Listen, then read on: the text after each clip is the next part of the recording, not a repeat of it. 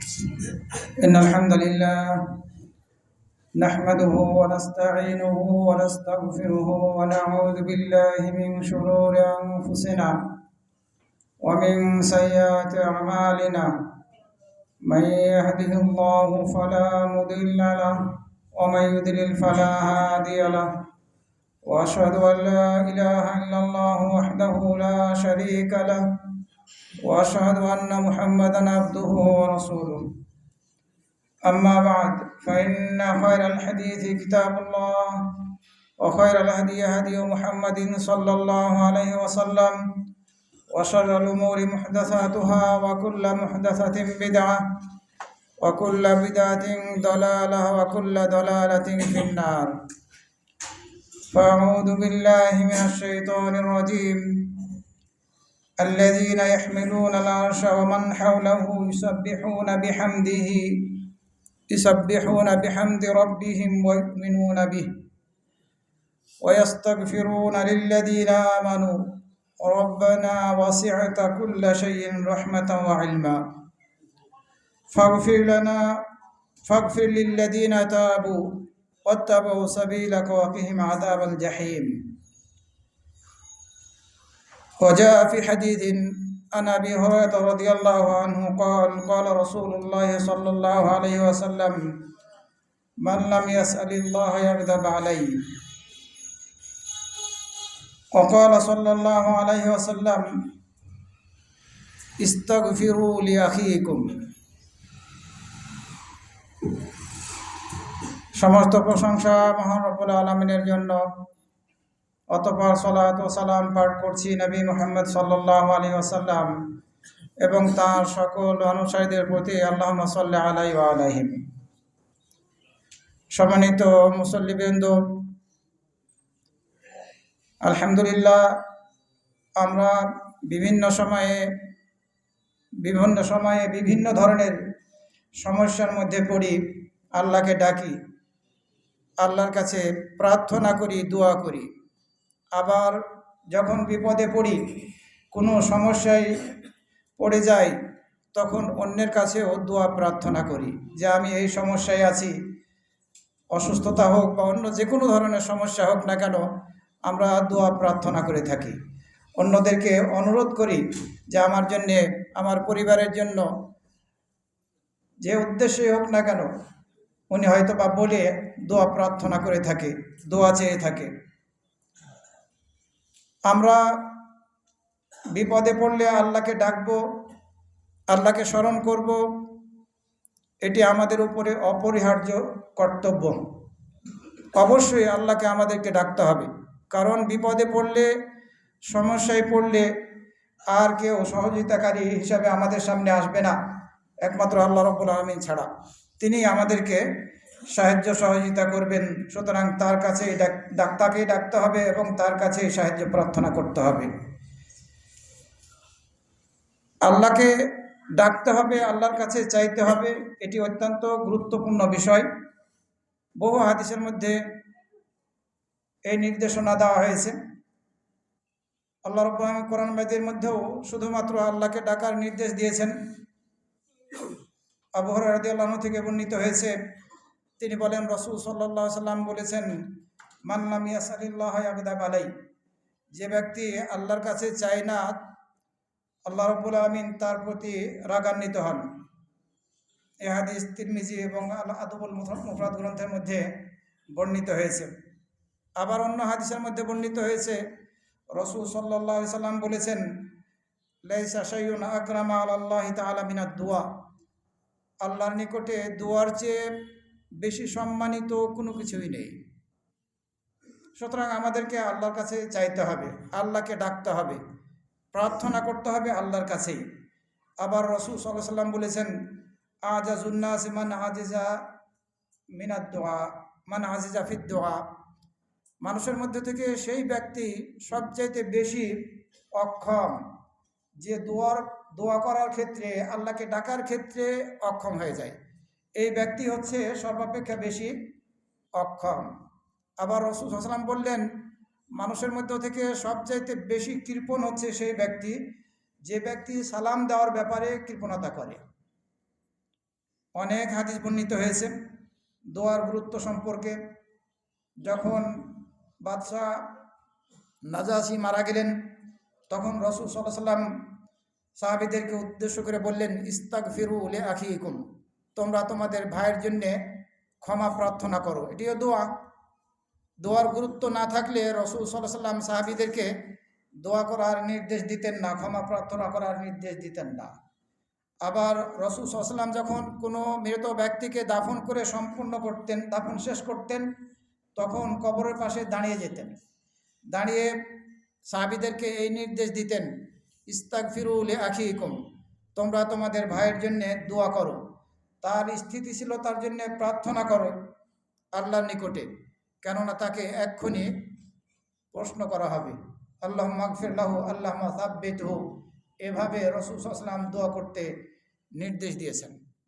দোয়ার গুরুত্ব আছে, এই জন্যেই রাসূল সাল্লাল্লাহু আলাইহি ওয়াসাল্লাম দোয়া করার নির্দেশ দিয়েছেন। দোয়া আমরা করলে বৃথা যায় না। যদি কোনো পাপ করার উদ্দেশ্যে আমরা, পাপ করার জন্য আমরা দোয়া না করি, তাহলে আল্লাহ হয়তো বা দোয়াটা আমাদের কবুল করবেন। আর না হয় এই দোয়ার কারণে কোনো বিপদ আপদ থেকে আমাদেরকে বাঁচিয়ে দিয়েছেন আল্লাহ রাব্বুল আমিন, আমরা হয়তো বা জানি না। আর যদি এটিও না হয়, তাহলে এই দোয়াটা আখেরাতের অ্যাকাউন্টে জমা থাকবে, আখেরাতে এই দোয়াটা উপকারে আসবে ইনশাআল্লাহ। এ মর্মে হাদিস বর্ণিত হয়েছে আল আদাবুল মুফরাদ গ্রন্থের 710 নম্বরে। সুতরাং আমাদের দোয়া একেবারে বৃথা যায় না, যদি দোয়া শর্ত মাফিক হয় আর ইখলাসের সাথে আমরা দোয়ার আদবের সাথে দোয়া করি। দোয়ার আদবের সাথে এবং শর্ত মাফিক আমরা দোয়া করলে ইনশাআল্লাহ আমাদের দোয়া আল্লাহ রাব্বুল আমিন কবুল করবেন। মানুষ সচরাচর সাধারণত বিপদে পড়লেই অন্যের কাছে দোয়া প্রার্থনা করে, মনে করে যে আমি তো আল্লাহকে ডাকছি, আর একজন যদি আমার জন্য আল্লাহর কাছে প্রার্থনা করে তাহলে হয়তো বা তার দোয়াটা কবুল হতে পারে। এই মন মানসিকতায় দোয়া করে থাকে, অন্যের কাছে দোয়া প্রার্থনা করে থাকে যে আমার জন্য একটু দোয়া করেন, আমার সন্তানটার জন্য একটু দোয়া করেন, এ ধরনের অনুরোধ জানিয়ে থাকেন। মানুষ অনেক সময় আলেম ওলামাদের কাছে দোয়া চায়, মনে করে যে আলেম ওলামারা সৎ মানুষ, ভালো মানুষ, তারা নেককার বান্দা, তারা দোয়া করলে ইনশাআল্লাহ দোয়া হয়তো বা কবুল হবে। এই মন মানসিকতায় দোয়া চেয়ে থাকে, এটা স্বাভাবিক।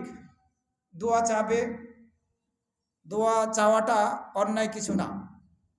তবে যার দোয়া কবুল হয় তার কাছে যদি আমরা দোয়া চাই সেটি উত্তম। আমরা ওয়াইস আল কারনি সম্পর্কে শুনেছি, তিনি একজন তাবেঈ ছিলেন। রাসূল সাল্লাল্লাহু আলাইহি ওয়াসাল্লাম সাহাবীদেরকে নির্দেশ দিয়েছেন যে তোমরা ওয়াইস আল কারনির নিকটে দোয়া চাবে, সে যাতে তোমাদের জন্য ক্ষমা প্রার্থনা করে। এই দোয়া তার কাছে চাবে। কারণ কি? রাসূল সাল্লাল্লাহু আলাইহি ওয়াসাল্লাম তো বললেন না যে অমুক সাহাবীর নিকটে গিয়ে তোমরা তাকে তোমাদের জন্য দোয়া করতে বলবে, ক্ষমা প্রার্থনা করতে বলবে, এ কথা বললেন না। বললেন একজন তাবী যার সাক্ষাৎ রাসূল সাল্লাল্লাহু আলাইহি ওয়াসাল্লামের সাথে হয়নি, তার কাছে দোয়া চাইতে বললেন। যদি তোমাদের তার সাথে সাক্ষাৎ হয় তাহলে তোমাদের জন্য তাকে ক্ষমা প্রার্থনা করতে বলবে। ওমর রাদিয়াল্লাহু আনহু দ্বিতীয় খলিফা, উনি ওয়াইস আল কারনির সাথে সাক্ষাৎ করেছেন, তার সাক্ষাৎ ঘটেছে, তাকে ক্ষমা প্রার্থনা করার জন্যে অনুরোধ করেছেন। তো কেন রাসূল সাল্লাল্লাহু আলাইহি ওয়াসাল্লাম ওয়াইস আল কারনির কাছে দোয়া চাইতে বললেন? কারণ ওয়াইস আল কারনি এমন এক ব্যক্তি ছিলেন, আল্লাহ রাব্বুল আমিন তার নবীকে জানিয়েছিলেন যে তার দোয়া কবুল হয়, মুস্তাজাবুদ দাওয়া, তার দোয়া প্রত্যাখ্যাত হতো না। এই জন্য যাদের দোয়া কবুল হয় এ ধরনের লোকের কাছে দোয়া প্রার্থনা করাটাই বেশি উত্তম। যদি আপনি মনে করেন যে এই ব্যক্তি দোয়া করলে দোয়া কবুল হয়ে যায়, কিন্তু আমরা দোয়া করলে দোয়া কবুল হবে এর কোনো নিশ্চয়তা দেওয়া যাবে না। সম্মানিত উপস্থিতি, দোয়া অন্যের কাছে চাবো এটা নিষিদ্ধ না, আমরা চাইতে পারি, কিন্তু এক্ষেত্রে আমরা অনেক সময় অতি বাড়াবাড়ি করে ফেলি, অতিরঞ্জন করি।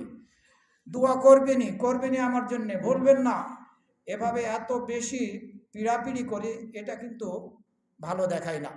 এভাবে পীড়াপিড়ি করা উচিত নয়। দোয়া আমরা অন্যদের জন্য করব, এটাও নিজের জন্য উপকারী। তবে যে যত বেশি নেককার হবে, যে যত বেশি সৎ হবে, তার দোয়া বেশি কবুল হবে, এটি স্বাভাবিক। নবী এবং রসুলগণের দোয়া কবুল হতো, বৃথা যেত না। নেককার মমিন বান্দাদের দোয়া কবুল হবে ইনশাআল্লাহ। তা না হলে ওই 3টা অপশনের যে কোনো একটা লাভ করবে। আবার যদি আমাদের জন্য ফেরেশতারা দোয়া করে তাহলে তাদের দোয়া কবুল হবে। আজকের খুতবার সংক্ষিপ্ত বিষয়বস্তু হচ্ছে আমরা ফেরেশতাদের দোয়া কিভাবে লাভ করব।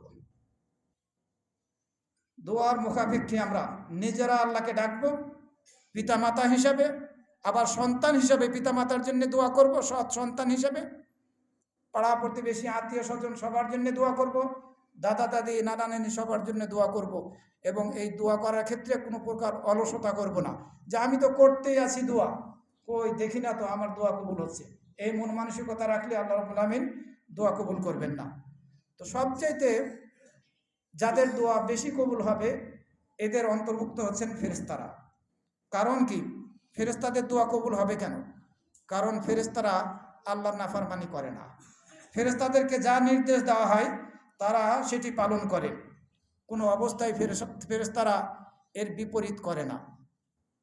যেহেতু তারা কোনো প্রকার গুনাহের সাথে জড়িত হয় না, সর্বদা আল্লাহ রাব্বুল আলামিনের আনুগত্য করে, তারা নিষ্পাপ।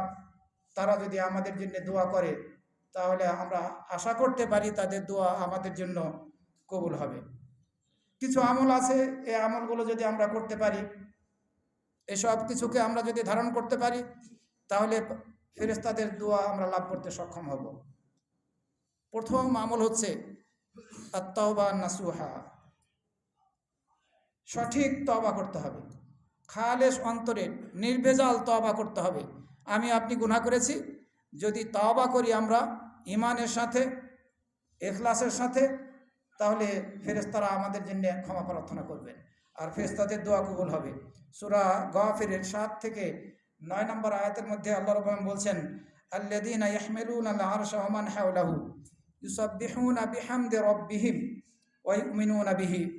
যারা আরশকে বহন করছে এবং আরশের আশপাশে যেসব ফেরেশতারা আছেন তারা তাদের রবের প্রশংসায় তাসবিহ পাঠ করে। ওয়া ইউমিনুনা বিহি, তার প্রতি তারা ঈমান এনেছে।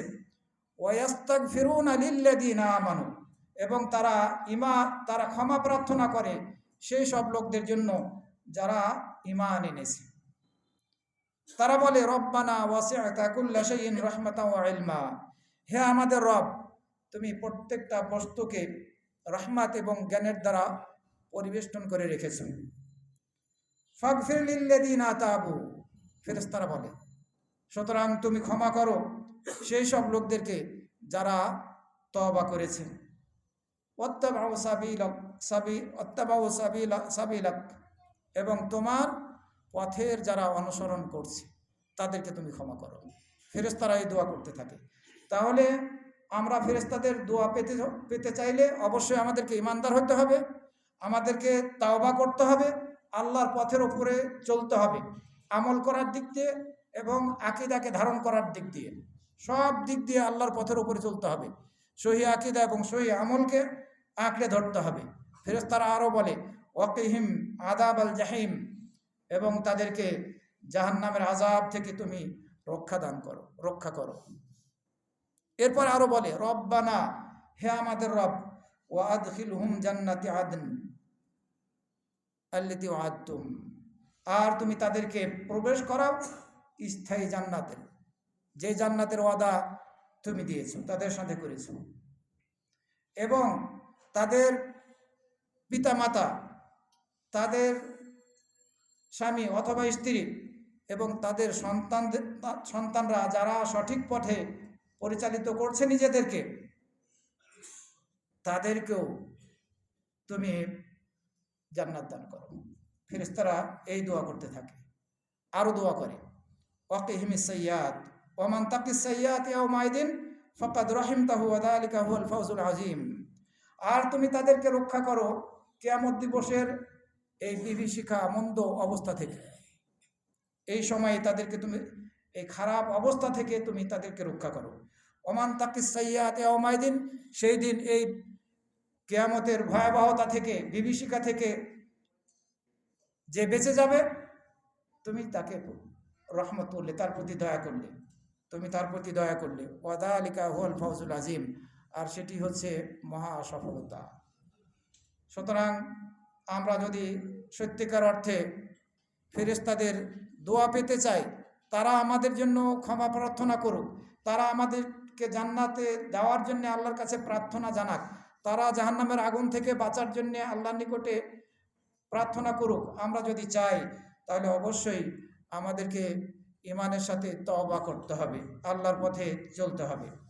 ইবনু আতিয়া রহমতুল্লাহ আলাইহি বলছেন, এক ব্যক্তি অন্য এক নেককার ব্যক্তিকে উদ্দেশ্য করে বললেন, উদউলি ওয়াস্তাগফিরলি, তুমি আমার জন্য দোয়া করো এবং আমার জন্য ক্ষমা প্রার্থনা করো। ফাকাল লাহু, তখন এই নেককার ব্যক্তি সেই ব্যক্তিকে উদ্দেশ্য করে বললেন, তুব ওয়াত্তাবি সাবিলাল্লাহ, তুমি তওবা করো আর আল্লাহর পথে চলো, আল্লাহর পথের অনুসরণ করো।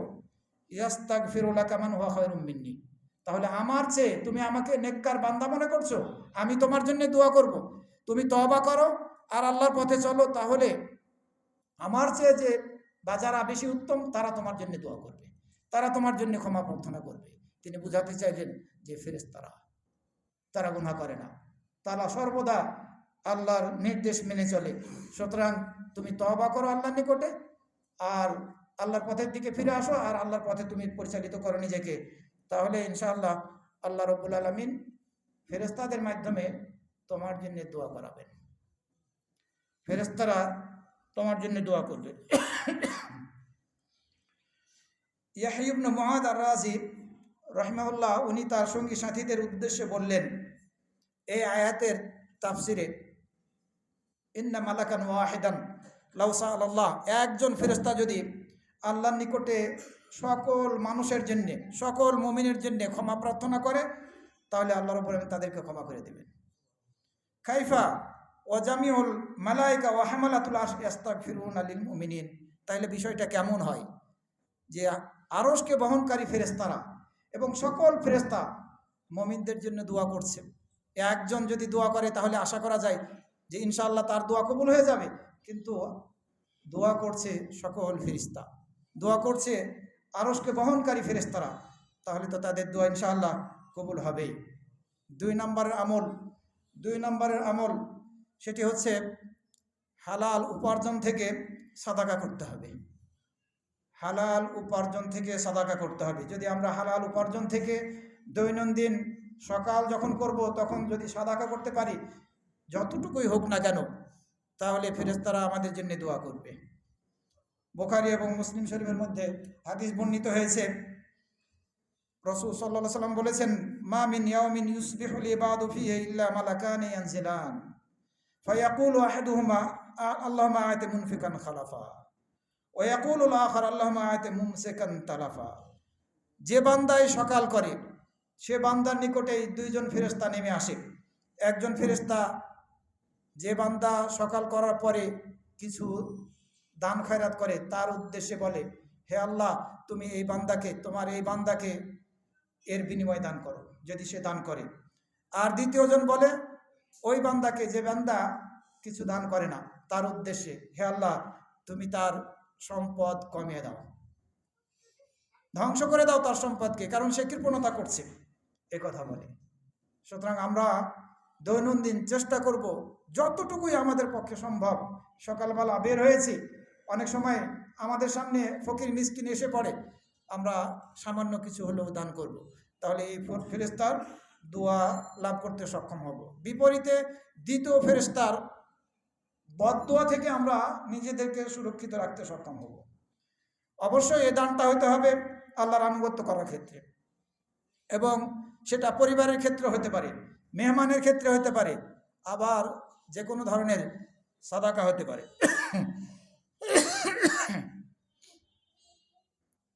কোনো প্রকার অন্যায়ের পথে দান খয়রাত করা যাবে না।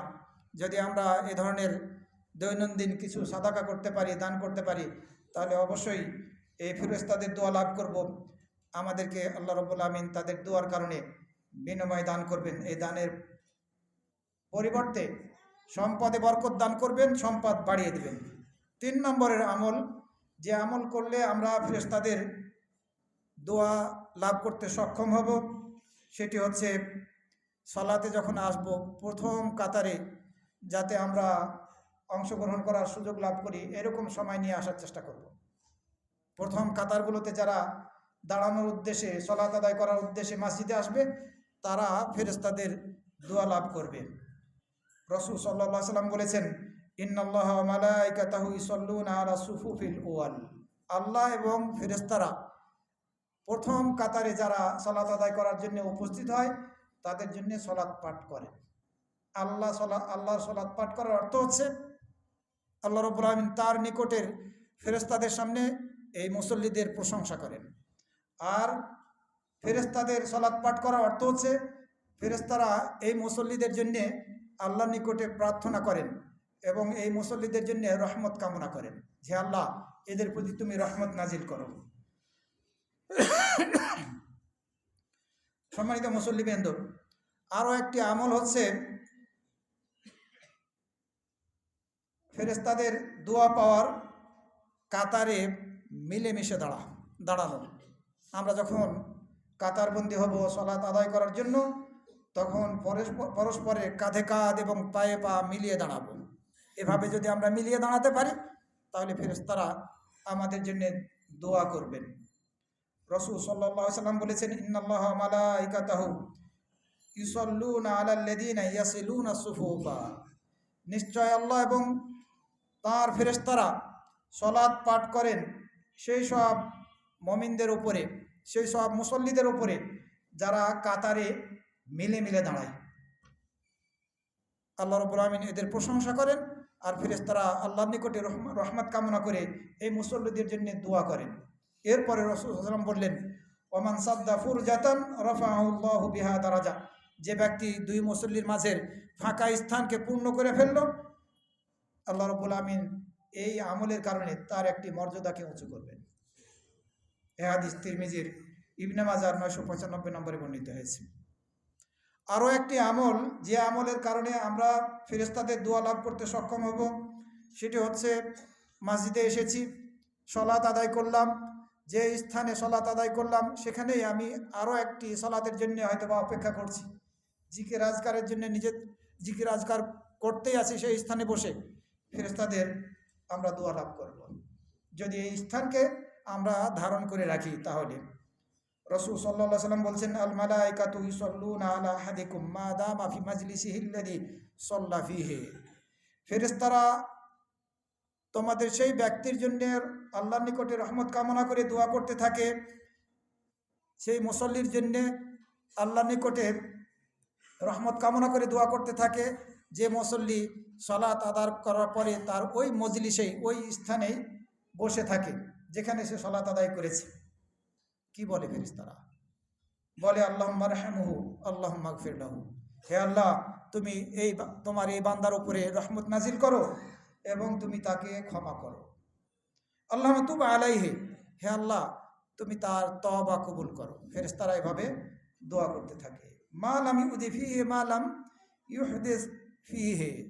সেই সময় পর্যন্ত ফেরেশতারা এই ব্যক্তির জন্য, এই মুসল্লির জন্য দোয়া করতে থাকবেন যে সময় পর্যন্ত অন্য কোনো মুসল্লিকে কষ্ট না দেবে, কষ্টদায়ক কথা না বলবে বা কষ্টদায়ক কিছু না করবে, এবং যে পর্যন্ত তার উযুটা আছে, যখন উযু ভেঙে যাবে তখন ফেরেশতারা দোয়া করা বন্ধ করে দেবে। এ হাদিস বুখারী এবং মুসলিম শরীফের মধ্যে বর্ণিত হয়েছে। কেউ হয়তো বা অনেক গুনাহ করেছে, গুনাহ করার পরে তার গুনাহগুলো সহজেই কষ্ট ছাড়াই ক্ষমা করিয়ে নিতে চাচ্ছে ফেরেশতাদের দোয়ার মাধ্যমে, তাহলে এই সুযোগটা গ্রহণ করা উচিত। যেমনটি বুখারীর ভাষ্যকার ইবনুল বাত্তাল রাহিমাহুল্লাহ বলেছেন, সে যেন তার এই সালাতের স্থানটাকে ধারণ করে, তাহলে ফেরেশতাদের থেকে বেশি বেশি করে তার জন্য ক্ষমা প্রার্থনা করার এবং আল্লাহর নিকটে রহমত কামনা করার দোয়া সে লাভ করতে সক্ষম হবে। আরও একটি আমল হচ্ছে তালিমুন নাসিল খায়র। আমরা যদি কিছু শিক্ষা গ্রহণ করার পরে, দিনই শিক্ষায় শিক্ষিত হওয়ার পরে অন্যদেরকে কিছু শিখাতে পারি, এই দিন সম্পর্কে কিছু জানাতে সক্ষম হই, তাহলে এই আমলের দ্বারা ফেরেশতাদের দোয়া আমরা লাভ করতে সক্ষম হব। রাসূল সাল্লাল্লাহু আলাইহি ওয়াসাল্লাম হাদিসের মধ্যে বলেছেন, ইন্নাল্লাহা ওয়া মালাইকাতাহু ওয়া আহলাস সামাওয়াতি ওয়াল আরদিন হাত্তা আন-নামলাতা ফি জুহরিহা ওয়া হাত্তা আল-হুতা লা ইউসাল্লুনা আলা মুআল্লিমিন নাসিল খায়র। নিশ্চয় আল্লাহ এবং তাঁর ফেরেশতারা এবং আসমান এবং জমিনবাসী, এমনকি গর্তে থাকা পিপিলিকাগুলো, ওয়া হাত্তাল হুত, এই পানিতে থাকা মাছগুলো, যারা মানুষকে কল্যাণকর কিছু শিখিয়ে দেয়, তাদের জন্যে দোয়া করতে থাকে। আল্লাহ রব্বুল আলামিন রহমত কামনা করতে থাকেন। আল্লাহ রব্বুল আলামিন প্রশংসা করেন ফেরেশতাদের সামনে। না, এভাবে কথা বলেন না। আপনি বাচ্চার সাথে খেলাধুলা করছেন, মোটেই এই বাচ্চা কথা বলবে না। বাচ্চা হয়তো বা দুষ্টমি করছে, কিন্তু আপনি বাচ্চার সাথে আবার খেলাধুলা করছেন, মোটেই গ্রহণযোগ্য না। আপনি জুমার সালাতের জন্য এসেছেন, যে ফজিলতটা পাওয়ার কথা ছিল আপনি সেটা লাভ করবেন না, বঞ্চিত হলেন। সুতরাং সতর্ক থাকবেন। আল্লাহ রাব্বুল আলামিন তার নিকটে থাকা ফেরেশতাদের সামনে এই শিক্ষকের জন্য প্রশংসা করেন, যে শিক্ষক কল্যাণকর কিছু মানুষকে শেখায়। ফেরেশতারা রহমত কামনা করে দোয়া করতে থাকে। আসমান এবং জমিনবাসী সকলেই আল্লাহর নিকটে রহমত কামনা করে দোয়া করে। এমনকি গর্তের মধ্যে থাকা পিপিলিকাগুলো, এই পানিতে থাকা মাছগুলোও দোয়া করতে থাকে এই ব্যক্তির জন্যে। সুতরাং আমরা যে যতটুকু শিখেছি অন্যকে ততটুকু সহি জ্ঞান দেওয়ার চেষ্টা করব, আমরা এই ফজিলত লাভ করতে সক্ষম হব। এছাড়া আমরা যদি কোনো রোগীকে দেখতে যাই, অথবা কোনো মুসলিম ভাইকে, তার সাথে রোগী না আসে কিন্তু তার সাথে সাক্ষাৎ করতে যাচ্ছি আল্লাহ রাব্বুল আলামিনের সন্তুষ্টি লাভের উদ্দেশ্যে, তিনি আমাদের মুমিন মুসলিম ভাই, তার সাথে একটু সাক্ষাৎ করে হয়তো বা কিছু আলাপ আলোচনা করব, তার দ্বারা হয়তো বা কিছু উপকার লাভ করব, আর আমি হয়তো বা তাকে উপকৃত করব আমার কিছু ভালো কথার দ্বারা। আপনি তার সাথে সাক্ষাৎ করতে যাচ্ছেন আল্লাহ রাব্বুল আলামিনের সন্তুষ্টি লাভের উদ্দেশ্যে। অথবা আপনি রুগী দেখতে গেলেন, যদি এই দুই কাজের যে কোনো একটি আপনি করেন, তাহলে ফেরেশতাদের দোয়া আপনি লাভ করতে সক্ষম হবেন। আলী ইবনে আবি তালিব রাদিয়াল্লাহু আনহু থেকে বর্ণিত হয়েছে, তিনি বলেন, আমি রাসূল সাল্লাল্লাহু আলাইহি সাল্লামকে বলতে শুনেছি, মা মিন মুসলিমিন ইয়াউদু মুসলিমান গুদওয়াতান ইল্লা সাল্লা আলাইহি সাবউনা আলফা মালাকিন। কোনো মুসলিম যদি অন্য কোনো মুসলিমকে সকালবেলায় দেখতে যায়, রুগী তাকে দেখতে গেল সকালবেলায়, তাহলে 70,000 ফেরেশতা সন্ধ্যা পর্যন্ত তার জন্যে আল্লাহর রহমত কামনা করতে থাকে, দোয়া করতে থাকে। ওয়াইন আদাহু আশিয়াতান, আর সন্ধ্যাবেলায় যদি দেখতে যায়, তাহলে সকাল পর্যন্ত ফেরেশতারা 70,000 ফেরেশতা তার জন্যে দোয়া করতে থাকে, আল্লাহ রাব্বুল আলামিনের রহমত কামনা করতে থাকে। শুধু এতেই শেষ নয়, ওয়াকানা লাহু খারিফুন ফিল জান্নাহ, এবং তাকে জান্নাতে একটি বাগান দেওয়া হবে। যে ব্যক্তি দেখতে গেল তাকে জান্নাতের মধ্যে একটি বাগান দেওয়া হবে। সুতরাং আমরা অনেক সময় হয়তো বা রুগী দেখতে যাওয়ার ক্ষেত্রে অবহেলা অলসতা করি, ভয় করি যে রুগী দেখতে গেলে হয়তো বা কিছু পয়সা খরচা হবে, হোক পয়সা খরচ, আপনি রুগীর জন্যে কিছু নিয়ে যাবেন, এটা বাধ্যতামূলক না। সক্ষম হলে নিয়ে যাবেন, সক্ষম না হলে তার কাছে যাবেন, একটু বসে তাকে সান্ত্বনা দিবেন। রোগী দেখতে গিয়ে সেখানে যে দোয়া, নির্দিষ্ট দোয়া আছে, সেই দোয়া করবেন, আপনিও উপকৃত হবেন আর তারও উপকার করবেন, দোয়া করবেন তার জন্যে। আসআলুল্লাহ আল আজিমা রব্বাল আরশিল আযীমে আন ইয়াশফিয়াকা, এই রোগীকে উদ্দেশ্য করে এই দোয়াটা আপনি 7 বার করবেন। আসআলুল্লাহ আল আজিমা রব্বাল আরশিল আযীমে আন ইয়াশফিয়াকা। আপনি যদি 7 বার রোগী দেখতে গিয়ে মনে মনে আওয়াজ করে না এই দোয়াটা পড়েন, তাহলে ইনশাআল্লাহ আশা করা যায় ওই রোগীর যদি অসুস্থতা, মৃত্যু যদি না থাকে, তাহলে তাকে আল্লাহ রাব্বুল আলামিন সুস্থ করে দেবেন। যদি মৃত্যু না থাকে এই রোগে, তাহলে ইনশাআল্লাহ আল্লাহ রাব্বুল আলামিন তাকে সুস্থ করে দেবেন। সুতরাং আমরা রোগী দেখতে যাওয়ার চেষ্টা করব, এক্ষেত্রে আমরা অবহেলা বা অলসতা করব না। অনেক সময় আমরা এড়িয়ে যাওয়ার চেষ্টা করি। এই ফজিলত পেতে চাইলে, অর্থাৎ 70,000 ফেরেশতার দোয়া যদি আমরা লাভ করতে চাই, তাহলে ইনশাআল্লাহ আমরা রোগী দেখতে যাব। রাসূল সাল্লাল্লাহু আলাইহি সাল্লাম অন্য হাদিসের মধ্যে বলেছেন, মান আদা মারিদান আও যারা আখান লাহু ফিল্লাহ, যে ব্যক্তি কোনো রোগীকে দেখতে যাবে অথবা তার কোনো ভাইয়ের সাথে সাক্ষাৎ করার জন্য যাবে, ফিল্লাহ, আল্লাহ রাব্বুল আলামিনের সন্তুষ্টি লাভের উদ্দেশ্যে, কোনো এক ফেরেশতা ঘোষণা দেবে, আনতিবতা ওয়া তাবা মামশাকা ওয়া তাবাওয়াতা মিনাল জান্নাহ মানজিলা। ফেরেশতা বলবে, কল্যাণময় তোমার জীবন, কল্যাণময় তোমার এই পথ চলা, এই পথ চলা তোমার কল্যাণময়। তুমি যে তোমার ভাইয়ের সাথে সাক্ষাতের জন্য গিয়েছো, অথবা তুমি যে তোমার কোনো পরিচিত রুগীকে দেখতে গিয়েছো, এর জন্যে তোমার এই জীবন কল্যাণময় হোক, আর এই তোমার পথ চলাটাও যেন কল্যাণময় হয়। ফেরেশতা এই দোয়া করতে থাকবে। তুমি তো জান্নাতের মধ্যে একটি বাসস্থান নির্দিষ্ট করে ফেললে, এরপরে কথা বলা হবে কিসের কারণে? রোগী দেখতে যাওয়ার কারণে, এবং কোনো মুসলিম ভাইকে দেখতে যাওয়ার কারণে, তার সাথে সাক্ষাৎ করতে যাওয়ার কারণে। আরও একটি আমল, সেটি হচ্ছে আমরা যদি কোনো মুসলিম ভাইয়ের জন্যে, কোনো মুসলিম বোনের জন্য দোয়া করি, তাহলে আমাদের মাথার নিকটে একজন ফেরেশতা নিয়োজিত করা হবে। এই ফেরেশতা আমিন আমিন বলতে থাকবে এবং বলবে, তুমি যেমনিভাবে তার জন্য দোয়া করছো, অনুরূপ তোমার জন্য, আর তোমাকেও যেন আল্লাহ রাব্বুল আমিন সেরূপ দান করেন। সুতরাং আমার আর আপনার সামনে কোনো মুসলিম ভাই বোন কেউ নেই, তার জন্য আমরা যদি দোয়া করি, তাহলে পরে আমরা এই ফজিলত লাভ করতে সক্ষম হব। দাওয়াতুল মুসলিমে দাওয়াতুল মারিল মুসলিমি লিআখিহি বিযাহিরিল গায়ব মুস্তাজাবা। রাসূল সাল্লাল্লাহু আলাইহি ওয়াসাল্লাম বলছেন, একজন মুসলিমের দোয়া তার ভাইয়ের জন্য গ্রহণযোগ্য হয়। যে ভাই দোয়া করছে, সে নেই তার সামনে, তার জন্য দোয়া করছে, এই দোয়া গ্রহণযোগ্য হয়, কবুল হয়। এর নিকটে একজন ফেরেশতা নিয়োজিত করা হয়। এই ফেরেশতা যখনই সে দোয়া করে তার ভাইয়ের জন্য, তখনই সে বলে আমিন। দায়িত্বপ্রাপ্ত ফেরেশতা বলতে থাকে এবং বলে, তোমার জন্য অনুরূপ যেমন তুমি তোমার ভাইয়ের জন্য দোয়া করছো। এই হাদিস মুসলিম শরীফের মধ্যে বর্ণিত হয়েছে। সম্মানিত মুসল্লিবৃন্দ, এছাড়া আমরা অনেক সময় সিয়াম পালন করি। আলহামদুলিল্লাহ, এই সিয়াম পালন করতে গিয়ে হয়তো বা কিছু খেলেমই না, সাহর খেলাম না। সাহর না খেয়ে সিয়াম পালন যাতে আমরা না করি, সাহর খেয়ে আমরা সিয়াম পালন করব। কারণ সাহর খেয়ে সিয়াম পালন করলে ফেরেশতাদের দোয়া লাভ করবো আমরা। রাসূল সাল্লাল্লাহু আলাইহি ওয়াসাল্লাম হাদিসের মধ্যে বলেছেন, আস-সাহুরু আকলাতুন বারাকা, আস-সাহুরু আকলাতুন বারাকা।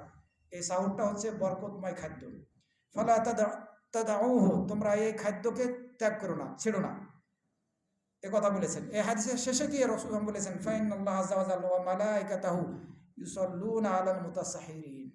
যারা সাহুর খায় সিয়াম পালন করার জন্য, তাদের প্রতি আল্লাহ এবং তার ফেরেশতাদের সালাত বর্ষিত হয়, অর্থাৎ আল্লাহ রাব্বুল আলামিন তাদের প্রশংসা করেন। আর ফেরেশতারা এই সাহুর ভক্ষণকারীদের জন্য আল্লাহর রহমত কামনা করে দোয়া করে। এছাড়া যখন মোরগ মুরগি এগুলো আওয়াজ করে, তখন আমরা যদি দোয়া করি, তাহলে এই দোয়া কবুল হবে এবং আমরা আশা করতে পারি যে ফেরেশতারা সেই সময় আমিন আমিন বলবে। কারণ রাসূল সাল্লাল্লাহু আলাইহি ওয়াসাল্লাম বলেছেন, ইযা সামি'তুম সিয়াহাদ দিকা, এই মোরগ মুরগির আওয়াজ যখন তোমরা শুনবে, তখন আল্লাহ রাব্বুল আলামিনের নিকট থেকে তার অনুগ্রহ প্রার্থনা করো। কেননা এই মোরগ মুরগি এগুলো ডেকে থাকে, আওয়াজ করে থাকে ফেরেশতাকে দেখে। সুতরাং তুমি যদি এই সময় দোয়া করো, তাহলে ফেরেশতা তোমার এই দোয়ার জন্য আমিন আমিন বলতে পারে। এই ব্যাখ্যাই করেছেন মুহাদ্দিসিনগণ। আমরা সালাত আদায় করি, যখন ইমাম সাহেব ওয়ালাদ-দাল্লিন অথবা আমিন বললেন, পরক্ষণে আমরা উঁচু আওয়াজে আমিন বলবো, চিৎকার করে। কারণ আমাদের আমিন বলাটা যদি ফেরেশতাদের আমিন বলার সাথে মিলে যায়, তাহলে পরে আমাদের পূর্ববর্তী গুনাহগুলোকে ক্ষমা করে দেওয়া হবে। ফেরেশতাদের আমিন বলার সাথে আমরা আমিন বললাম, ফেরেশতারাও আমিন বললো, হে আল্লাহ তুমি কবুল করো। আমরা বললাম, ফেরেশতারাও এই কথা বললো, তাহলে এই আমিন বলাটা যদি মিলে যায়, আল্লাহ আমাদের গুনাহগুলো ক্ষমা করে দেবেন। ফেরেশতাদের তো গুনাহ নেই, তারা গুনাহ করে না, আল্লাহর নাফরমানি করে না। আল্লাহ তাদেরকে যা নির্দেশ দেন সেটাই তারা পালন করে থাকে। সুতরাং গুনাহ ক্ষমা হবে আমাদের, ফেরেশতাদের আমিন বলার সাথে আমাদের আমিনটা বলাটা যদি মিলে যায়। সম্মানিত মুসল্লিবৃন্দ, কিছু আমল আছে যে আমলগুলোর কারণে আমরা হয়তোবা ফেরেশতাদের দোয়া লাভ করব না, বরং ফেরেশতারা আমাদের বিপক্ষে চলে যাবে, আমাদের জন্য বদ দোয়া করবেন। এগুলো থেকে বেঁচে থাকতে হবে। কোনোভাবেই এ ধরনের কর্মের সাথে যাতে আমরা নিজেদেরকে যুক্ত না করে ফেলি। ফেরেশতাদের অভিশাপের সম্মুখীন যাতে আমরা নিজেদেরকে না করি। কারা ফেরেশতাদের অভিশাপের সম্মুখীন হয়?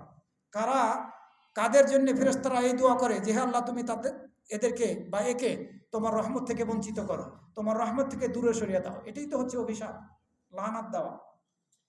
যারা কুফরি করে আর এই কুফরি অবস্থায় যাদের মৃত্যু হয়, তাদের প্রতি আল্লাহর অভিশাপ, ফেরেশতাদের অভিশাপ এবং সকল মানুষের অভিশাপ, যেটি সূরা বাকারার 161 নম্বর আয়াতের মধ্যে বলা হয়েছে। সুতরাং আমরা শিরক এবং কুফরি করা থেকে সর্বদা বেঁচে থাকব। কারো যাতে আমাদের এই অবস্থায় মৃত্যু না আসে যে শিরক করে ফেলেছি, কুফরি করে ফেলেছি, এই অবস্থায় কারো যাতে আমাদের মৃত্যু না আসে। কারণ বলা হচ্ছে নিশ্চয় যারা কুফরি করে এবং মারা যায় এই অবস্থায় যে সে কুফরি করেছে, কুফরি করা অবস্থায় মৃত্যুবরণ করলো, তওবা করার আর সুযোগ হলো না। যদি এই অবস্থায় মৃত্যু এসে যায় তাহলে অভিশাপের সম্মুখীন হতে হবে আল্লাহর এবং ফেরেশতাদের সকল মানুষের। সুতরাং আমাদেরকে সকল প্রকার কুফরি এবং শিরক থেকে মুক্ত থাকার চেষ্টা করতে হবে। কখনো আমরা রাসূল সাল্লাল্লাহু আলাইহি ওয়াসাল্লামের কোনো সাহাবীকে গালি দেব না। যদি আমরা কোনো সাহাবীর ব্যাপারে কটূক্তি করি, গালি দেই, মন্দ মন্তব্য করি, তাহলে পরে ফেরেশতাদের অভিশাপ লাভ করতে হবে, আল্লাহর অভিশাপ লাভ করতে হবে, ফেরেশতাদের অভিশাপ এবং সকল মানুষের অভিশাপ লাভ করতে হবে। রাসূল সাল্লাল্লাহু আলাইহি ওয়াসাল্লাম হাদিসের মধ্যে বলছেন, মান সাব্বা আসহাবি, যে ব্যক্তি আমার সাহাবীদেরকে গালি দিবে, ফাআলাইহি লানাতুল্লাহি ওয়াল মালাইকাতি ওয়ান নাস আজমাইন, তার উপরে আল্লাহর অভিশাপ, আল্লাহ তাকে তার রহমত থেকে বঞ্চিত করবেন। সকল ফেরেশতাদের অভিশাপ, ফেরেশতারা দোয়া করবে আল্লাহর নিকটে, আল্লাহ তুমি তাকে একে তোমার রহমত থেকে বঞ্চিত করো। সকল মানুষের অভিশাপ। এছাড়া কোনো ব্যক্তি যদি কোনো নব আবিষ্কারকারী এই ইসলাম ধর্মের মধ্যে নতুন কিছু আবিষ্কার করে, বিদাত চালু করলো, এই নব আবিষ্কারকারীকে কোনো ব্যক্তি যদি আশ্রয় প্রশ্রয় দেয়, অথবা কেউ যদি কোনো কিছু এই ইসলাম ধর্মের মধ্যে চালু করে, দুটা, কেউ যদি ইসলাম ধর্মের মধ্যে নতুন কিছু চালু করে, অথবা এই বেদাতিকে যদি কেউ নতুন কিছু আবিষ্কারকারী চালুকারীকে কেউ যদি আশ্রয় প্রশ্রয় দেয়, তাহলে আল্লাহর উপরে তার অভিশাপ, সকল ফেরেশতা এবং সকল মানুষের অভিশাপ তার উপরে। সুতরাং কখনো আমরা কোনো বেদাতিকে, বেদাত চালুকারীকে এবং বেদাতের অনুসারীদেরকে আশ্রয় প্রশ্রয় দেব না। আমাদেরকে সতর্ক থাকতে হবে, এটি দান করার ক্ষেত্রে, সাহায্য সহযোগিতা করার ক্ষেত্রে, সকল ক্ষেত্রে। সম্মানিত মুসল্লিবৃন্দ, এক মুসলিম আর এক মুসলিমের দিকে অস্ত্র উঁচু করতে পারে না, কোনো লোহা দ্বারা ইঙ্গিত করতে পারে না, ভয় দেখাতে পারে না। যদি কেউ এ ধরনের এক মুসলিম আর এক মুসলিমের দিকে অস্ত্র উঁচু করে, লোহা দ্বারা ভয় দেখায়, তার দিকে লোহাটা ইশারা করে, তাহলে তার উপরে ফেরেশতাদের অভিশাপ বর্ষিত হতে থাকে, যে পর্যন্ত সে এটি ত্যাগ না করবে। আপনি কাউকে ভীতি প্রদর্শন করছেন, সেটি আপনার হাতের দ্বারা হতে পারে অথবা আপনার জবানের দ্বারা হতে পারে, এটিও গ্রহণযোগ্য নয়। ভীতি প্রদর্শন করা থেকে বেঁচে থাকতে হবে। কোনো মুসলিম ভাই যদি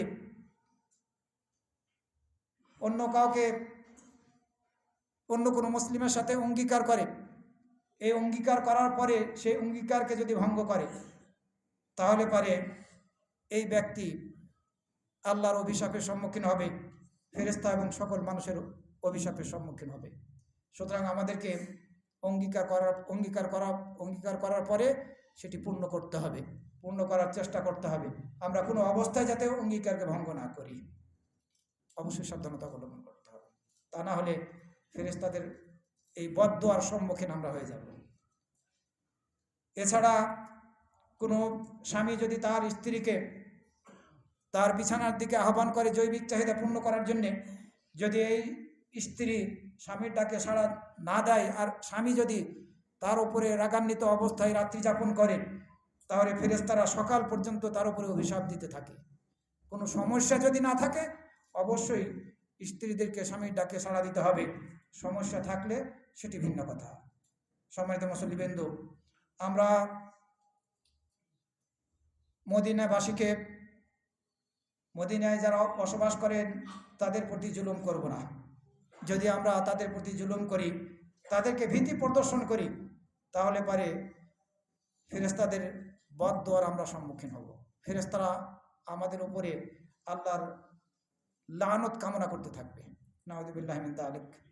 রাসূল সাল্লাল্লাহু আলাইহি ওয়াসাল্লাম দোয়া করেছেন, হে আল্লাহ, আল্লাহুম্মা মান যালামা আহলাল মাদিনা, হে আল্লাহ, যারা মদিনাবাসীর উপর দিয়ে জুলুম করবে, ওয়া আখাফাহুম, এবং তাদেরকে ভীতি প্রদর্শন করবে, ফাআখিফহু, তুমি তাকে ভয় প্রদর্শন করো, তাকে ভীত করো। এর অর্থ কি? মদিনায় যারা বসবাস করেন সবাই ফেরেশতা তুল্য, এ কথা বলা যাবে না।